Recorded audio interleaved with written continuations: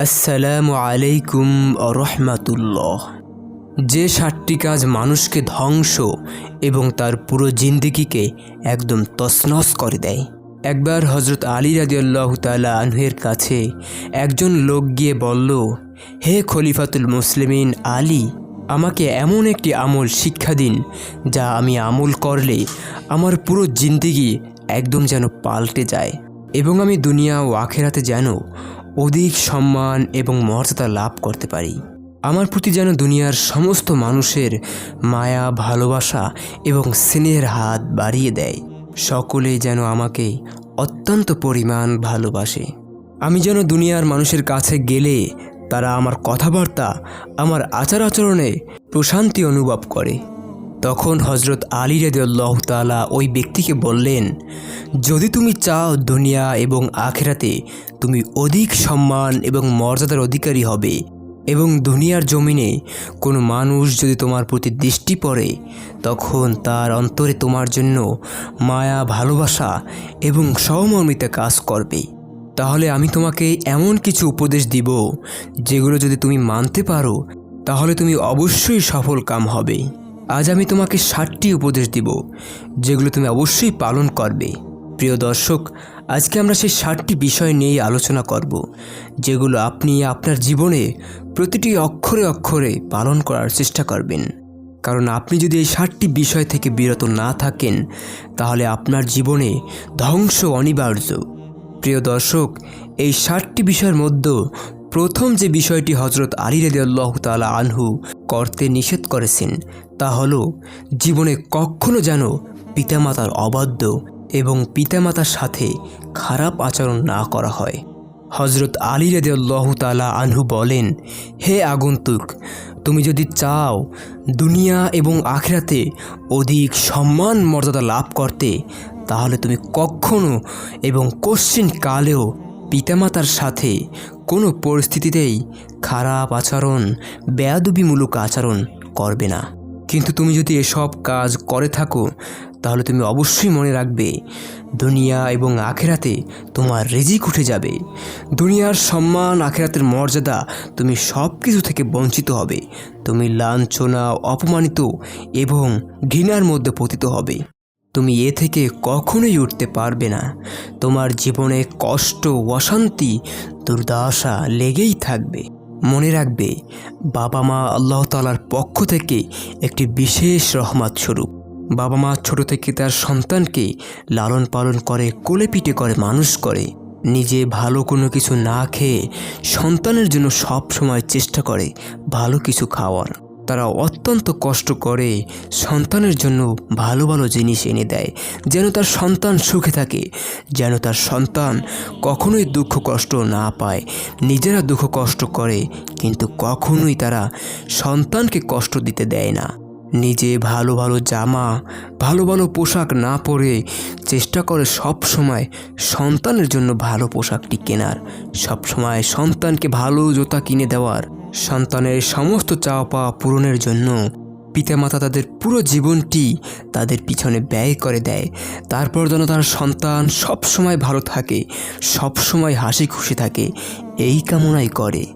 কিন্তু সেই সন্তান যখন তার পিতামাতার মুখের উপরে কথা বলে, পিতামাতার সাথে অবাধ্য আচরণ করে, বেয়াদবিমূলক আচরণ করে, তখন সেই পিতামাতার সমস্ত দুনিয়া অন্ধকার হয়ে যায়।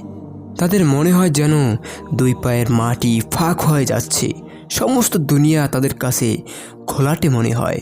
সেই মুহূর্তটা প্রতিটি পিতামাতার কাছে সবচাইতে যন্ত্রণাদায়ক এবং সবচাইতে কষ্টদায়ক সময়। কারণ যেই সন্তানের জন্য তাদের পুরো জিন্দেগিটাই শেষ করে দিয়েছে তাদের পিছনে, কিন্তু সেই সন্তান যখন এমন আচরণ করে তখন তাদের কাছে বিভীষিকাময় সময়টা দুনিয়ার সমস্ত কষ্টকেই হার মানায়। তাই কোনো পরিস্থিতিতেই আমরা যেন পিতামাতার সাথে অসভ্য, বেয়াদবিমূলক আচরণ না করি, কারণ এর ফলাফল বড়ই মারাত্মক, বড়ই ভয়ানক। প্রিয় দর্শক, 2 নম্বরের যে কথাটি হজরত আলী রাদিয়াল্লাহু তাআলা আনহু ওই ব্যক্তিকে করতে বারণ করলেন তা হলো জুলুম।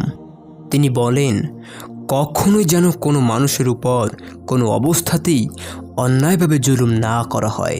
কারণ এর ফলাফল অত্যন্তই মারাত্মক এবং ভয়ঙ্কর। এর ফলে মানুষের জীবন ধ্বংস হয়ে যায়। আপনি যেন কখনোই অন্যায়ভাবে মানুষের উপর জুলুম অত্যাচার না করেন, কারণ এর ফলে ওই মজলুম ব্যক্তি যদি আল্লাহ তাআলার দরবারে আপনার ব্যাপারে দোয়া করে তখন আপনার ধ্বংস অনিবার্য। রাসূল সাল্লাল্লাহু আলাইহি ওয়াসাল্লাম বলেন, 3 ব্যক্তির দোয়া আল্লাহ তাআলার দরবার থেকে কখনো ফিরে আসে না। তার মধ্যে 1 ইফতারের সময় রোজাদারের দোয়া, আর 2 ন্যায়পরায়ণ শাসকের দোয়া। 3 নম্বরে যে কথাটি বলা হয়েছে তা হলো মজলুমের দোয়া। প্রিয় দর্শক, যখন কোনো জুলুমকারী নিরীহ মানুষের উপর অত্যাচার জুলুম করে তখন তার জন্য আল্লাহ তাআলার আসমান থেকে গজব আসার জন্য অপেক্ষা করতে থাকে। কারণ তখন ওই মজলুম ব্যক্তির মাঝে এবং আল্লাহ তাআলার মাঝে কোনো পর্দা অবশিষ্ট থাকে না। ওই মজলুম ব্যক্তি যখন আল্লাহ তাআলার দরবারে 2 হাত তুলে 2 ফোঁটা চোখের পানি ফেলে যদি আল্লাহ তাআলার দরবারে ওই জালেম ব্যক্তির ব্যাপারে বদদোয়া করে তখন আল্লাহ তাআলা সাথে সাথে সেই বদদোয়া কবুল করে নেয় এবং অচিরেই তার উপর গজব পতিত করেন। আল্লাহ তাআলা বলেন, আমার সম্মানের শপথ, কিছুটা বিলম্ব হলেও আমি তোমাদেরকে অবশ্যই সাহায্য করব। প্রিয় দর্শক, আমাদের প্রত্যেকেরই উচিত যেন কোনো অবস্থাতেই মানুষের উপর অন্যায়ভাবে জুলুম অত্যাচার না করা হয়, কারণ এর শাস্তি আল্লাহ পাক রব্বুল আলামিন দুনিয়াতে তো দেবেনই, আখিরাতেও এর জন্য কঠিন শাস্তি অপেক্ষা করতেছে। 3 নম্বরে যে কথাটি হযরত আলী রাদিয়াল্লাহু তাআলা আনহু ওই আগন্তুক ব্যক্তিকে বললেন তা হলো, কখনোই মিথ্যা কথা বলবে না, কোনো অবস্থাতেই মিথ্যার ছায়াতলে আশ্রয় নেবে না, কারণ মিথ্যা মানুষের জীবনকে ধ্বংস করে দেয় আর সত্য মানুষের জীবনকে সুন্দর করে ফুটিয়ে তোলে। সততা এমন একটা জিনিস যা হয়তো আপনার সাময়িক সময়ের জন্য অস্বস্তির কারণ হলেও এর ভবিষ্যৎ অত্যন্ত আলোকিত এবং সুন্দর। আপনি আপনার জীবনে সততা অবলম্বন করলে হয়তো সাময়িক সময়ের জন্য আপনার জীবনে বিপদ আপদ চলে আসতে পারে, কিন্তু এর ফল অত্যন্তই সুখকর এবং শান্তিময়। আপনি ব্যবসায়িক ক্ষেত্রেও সফলতা অবলম্বন করলে হয়তো আপনার সাময়িক সময়ের জন্য ব্যবসায় ধস নামতে পারে, কিন্তু এর ভবিষ্যৎ ফল অত্যন্ত সুন্দর এবং লাভজনক। আর মিথ্যা অবলম্বন করলে হয়তো আপনি অল্প সময়ের মধ্যেই অনেক কিছু অর্জন করতে পারবেন, অনেক ধন সম্পদ টাকা পয়সার মালিক হতে পারবেন, কিন্তু এর ভবিষ্যৎ ফল অত্যন্তই মারাত্মক এবং এর ফলে আপনার দুনিয়া এবং আখিরাত দুটোই ধ্বংস হয়ে যাবে। সত্য এমন একটা জিনিস যার ব্যাপারে আল্লাহ তাআলা পবিত্র কুরআনুল কারিমে বলেন, এই সেই দিন যেদিন সত্যবাদীরা তাদের সততার জন্য উপকৃত হবে।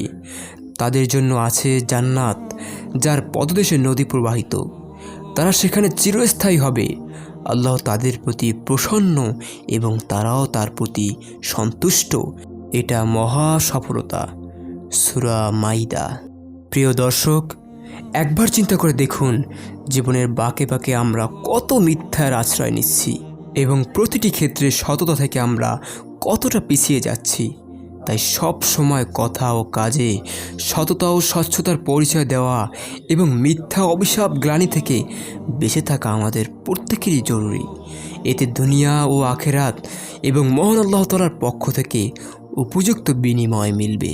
প্রিয় দর্শক, চতুর্থ যে কথাটি হযরত আলী রাদিয়াল্লাহু তাআলা আনহু ওই ব্যক্তিকে করতে নিষেধ করলেন আর তা হলো নেশা। নেশা মানুষের জীবনকে ধ্বংস করে দেয়। প্রিয় দর্শক, মাদকাসক্ত বা নেশাকারী ব্যক্তি সে নিজেই জানে না প্রতিনিয়ত তার জীবন একটু একটু করে ধ্বংসের মুখে পতিত হচ্ছে। নেশায় এমন একটি বস্তু যা মানুষের স্বাভাবিক বিবেক বুদ্ধিকে আসন্ন করে ফেলে, মানুষের হিতাহিত জ্ঞানকে শূন্য করে ফেলে। তাই রাসূল সাল্লাল্লাহু আলাইহি ওয়াসাল্লাম বলেছেন, মদ হচ্ছে সকল অশ্লীল কাজের মূল। উল্লেখ্য যে মদ কোনো নির্ধারিত বস্তুর নাম নয়। যেসব বস্তু বেশি পরিমাণ খেলে মানুষের স্বাভাবিক বিবেক বুদ্ধি লোপ পায় এবং মানুষের হিতাহিত জ্ঞান শূন্য হয়ে যায়, তাই হলো মদ বা মাদক জাতীয় দ্রব্য। আল্লাহ তাআলা পবিত্র কুরআনে বলেন, হে মুমিনগণ, নিশ্চয়ই মদ, জুয়া, প্রতিমা এবং ভাগ্য নির্ধারক স্বরসমূহ শয়তানের অপবিত্র কর্ম। অতএব তোমরা এগুলো থেকে বেঁচে থাকো যাতে তোমরা কল্যাণপ্রাপ্ত হও। শয়তান তোমাদের মাঝে মদ ও জুয়ার মাধ্যমে শত্রুতা ও বিদ্বেষ সঞ্চারিত করতে চায় এবং আল্লাহর জিক্র ও সালাত থেকে তোমাদেরকে বিরত রাখতে চায়। তাহলে কি তোমরা বিরত থাকবে? সূরা মাইদা। প্রিয় দর্শক, আল্লাহ পাক রব্বুল আলামিন যেন আমাদের প্রত্যেককেই এই সমস্ত নেশাজাতীয় দ্রব্য এবং এই মাদক থেকে আমাদেরকে হেফাজত করে, আমাদের জীবন, আমাদের নেক আমলকে এবং শয়তানের কুমন্ত্রণা থেকে প্রত্যেককেই যেন হেফাজত করেন। আমিন। 5 নম্বরে যে কথাটি হযরত আলী রাদিয়াল্লাহু তাআলা আনহু ওই ব্যক্তিকে করতে বারণ করলেন, আর তা হলো জিনা। তিনি বলেন, তুমি কোনো অবস্থাতেই কোনো পরিস্থিতিতেই জেনার ধারে কাছেও যাবে না, কারণ এটি এমন একটি গুনাহ যার শাস্তি দুনিয়া এবং আখিরাতে বড়ই মারাত্মক, যা তোমার ইহকালীন ও পরকালীন জীবনকে বরবাদ করে দেয়। প্রিয় দর্শক, ইসলামে জেনা ও ব্যভিচার একটি শাস্তিযোগ্য মহাপাপ এবং এটি এমন একটি অপরাধ যা আল্লাহর বিরুদ্ধাচরণকারী অপরাধ হিসাবে বিবেচিত করা হয়। রাসূলুল্লাহ সাল্লাল্লাহু আলাইহি ওয়াসাল্লাম বলেছেন, কিয়ামতের দিন 3 ব্যক্তির সঙ্গে তিনি কথা বলবেন না, তাদের দিকে তাকাবেনও না ও তাদের পবিত্রও করবেন না, এবং তাদের জন্য যন্ত্রণাদায়ক শাস্তি নির্ধারিত। আর এই 3 প্রকার ব্যক্তিরা হলো ব্যভিচারী, মিথ্যাবাদী শাসক এবং অহংকারী দরিদ্র। একবার রাসূলুল্লাহ সাল্লাল্লাহু আলাইহি ওয়াসাল্লামকে জিজ্ঞেস করা হলো, আল্লাহর কাছে সবচেয়ে বড় গুনাহ কি? তিনি উত্তরে বললেন, আল্লাহর সঙ্গে শিরক করা, অথচ তিনি প্রত্যেক প্রাণীর স্রষ্টা। আবার প্রশ্ন করা হলো, তারপর কি? তিনি বললেন, তোমাদের সন্তান তোমাদের সঙ্গে আহার করবে এই আশঙ্কায় তাকে হত্যা করা। তারপর আবারও তাকে প্রশ্ন করা হলো, এরপর কি? তিনি এর উত্তরে বললেন, তোমাদের প্রতিবেশীর স্ত্রীর সঙ্গে তোমার ব্যভিচার করা। হাদিসটি সহিহ বুখারী ও মুসলিম শরীফে রয়েছে। প্রিয় দর্শক, এই জেনা ব্যভিচারকারীর শাস্তি বড়ই মারাত্মক। তারা দুনিয়াতে তো লাঞ্ছিত অপমানিত হবেই, তাদের জন্য আল্লাহ পাক রব্বুল আলামিন জাহান্নামে অত্যন্ত পরিমাণ কঠিন শাস্তির ব্যবস্থা করেছেন। আল্লাহ আমাদের এই গুনাহের হাত থেকে হেফাজত করুন এবং আমাদের ঈমান আমলকে রক্ষা করার তৌফিক দান করুন। আমিন। প্রিয় দর্শক, এরপর যেই ষষ্ঠ কথাটি হযরত আলী রাদিয়াল্লাহু তাআলা ওই ব্যক্তিকে বললেন, আর তা হলো, তুমি কখনোই অহংকার করবে না, কারণ অহংকার হলো এমন একটি গুণ যা মানুষের ঈমান আমলকে ধ্বংস করে দেয় এবং তার জীবনকে পুরো তছনছ করে দেয়। অধিকাংশ ব্যক্তিরই একটি মারাত্মক ব্যাধি হলো অহংকার। অহংকার করে কোনো ব্যক্তি অহংকারী হিসেবে চিহ্নিত হতে চায় না। এটি এমন একটি মারাত্মক মানসিক ও চারিত্রিক রোগ যার পরিণাম খুবই ভয়ঙ্কর। অহংকারী ব্যক্তির দুনিয়াবী জীবন তো বরবাদ হয়ে যায়, এর সাথে সাথে তার আখিরাতের জিন্দেগিও শেষ হয়ে যায়, কারণ আখিরাতে তার জন্য থাকে ভয়ঙ্কর শাস্তিসমূহ। দুনিয়াতে তেমন কোনো মানুষই অহংকারী ব্যক্তিকে পছন্দ করে না, তার কাছে মিশতে চায় না এবং তার আশেপাশেও থাকতে চায় না। তারা সকলেই তাকে ঘৃণা করে। আর আখিরাতের যে শাস্তি তাদের জন্য রয়েছে তা হবে অত্যন্তই মারাত্মক। এ ব্যাপারে রাসূল আকরাম সাল্লাল্লাহু আলাইহি ওয়াসাল্লাম বলেছেন, যার অন্তরে অনুপরিমাণ অহংকার থাকবে সে কখনোই জান্নাতে প্রবেশ করতে পারবে না। আস্তাগফিরুল্লাহ। হে আল্লাহ, আপনি আমাদেরকে মাফ করুন এবং এই অহংকারের হাত থেকে আমাদের প্রতিটি মুসলমান, প্রতিটি যুবককে হেফাজত করুন। আমরা যেন অহংকার থেকে আমাদের জীবনকে বিরত রাখতে পারি এবং একমাত্র ন্যায়, নিষ্ঠা এবং বিনয়ের সাথে চলাফেরা করতে পারি। আপনি আমাদেরকে তৌফিক দান করুন। আমিন। প্রিয় দর্শক, এরপর যে সপ্তম কথাটি হযরত আলী রাদিয়াল্লাহু তাআলা আনহু ওই ব্যক্তিকে করতে নিষেধ করলেন, আর তা হলো হারাম উপার্জন। তিনি বলেন, তুমি কখনোই হারাম উপার্জন দ্বারা তোমার জীবন পরিচালনা করবে না, কারণ এর মধ্যে রয়েছে তোমার জীবনের ধ্বংস লুকিয়ে। হারাম এমন একটি উপার্জন যা তোমার ইহকাল এবং পরকাল দুটোই ধ্বংস করবে। প্রিয় দর্শক, হারাম উপার্জনের মাধ্যমে মানুষের দুনিয়াবী জিন্দেগিতে কখনোই শান্তি অর্জন করা যায় না। হারাম উপার্জন এমন একটি বস্তু যা দিয়ে আপনি যতই শান্তিতে থাকতে চান না কেন, কখনোই আপনি সুখী হতে পারবেন না। আপনি ভালো ভালো জিনিস খাচ্ছেন, ভালো ভালো পোশাক পরিধান করছেন, আপনি বড় বড় বিল্ডিংয়ে থাকছেন, কিন্তু আপনার জীবনে কখনোই সুখ ধরা দেবে না। আপনি সমস্ত সময় অশান্তি, পেরেশানি, মানসিক যন্ত্রণায় ভুগতে থাকবেন। দুনিয়ার নানান টেনশন, নানান চিন্তা ভাবনা আপনাকে ঘিরে ফেলবে। কিন্তু যে সৎভাবে হালাল উপার্জনের মাধ্যমে অল্প টাকা, অল্প অর্থ উপার্জন করবে, তার জন্য তাতেই আল্লাহ তাআলা বরকত নিহিত করবেন। এর উদাহরণস্বরূপ যদি বলতে হয়, একজন মসজিদের ইমাম সাহেব সামান্য মাত্র বেতনে তার পোশাক পরিচ্ছদ কত সুন্দর, কত চমৎকার দেখায়। তার পরিবার সংসার এই সামান্য বেতনের মাধ্যমেই সে পরিচালনা করে। দেখুন, তার পরিবারে কোনো অভাব অভিযোগ নেই। তারা সুখ শান্তিতে স্বচ্ছন্দে দুনিয়াতে বসবাস করে। তাদের পরিবারের ভিতর কতটাই মেলবন্ধন, তারা প্রত্যেকেই প্রত্যেকের উপর খুশি, প্রত্যেকেই নিজেদের আনন্দ সবার মাঝে ভাগ করে নেয়। কিন্তু যে অসৎ উপায়ে লাখ লাখ টাকা কামাই করে, একটু খোঁজ করে দেখুন, তার পরিবারে কখনোই শান্তি নেই। সে সবসময় মানসিক এবং শারীরিক অশান্তিতে থাকে। তার পরিবারে নানান অভাব অভিযোগ লেগেই থাকে। এ অসুস্থ, এর টাকা লাগবে, এর ওটা লাগবে, এটা লাগবে, এই নিয়ে তাদের পরিবারে সব সময় একটা অশান্তি বিরাজ করে। এর কারণ হলো তাদের উপর আল্লাহ তাআলার রহমত কখনোই বর্ষিত হয় না। আর এর কারণেই তারা লক্ষ লক্ষ টাকা কামাই করলেও তাদের জীবনে সুখ শান্তি কখনোই ধরা দেয় না। তাই আমাদের প্রত্যেকের উচিত অসৎ পথ থেকে দূরে থাকা এবং সৎ পথে অল্প রুজি হলেও কামাই করা।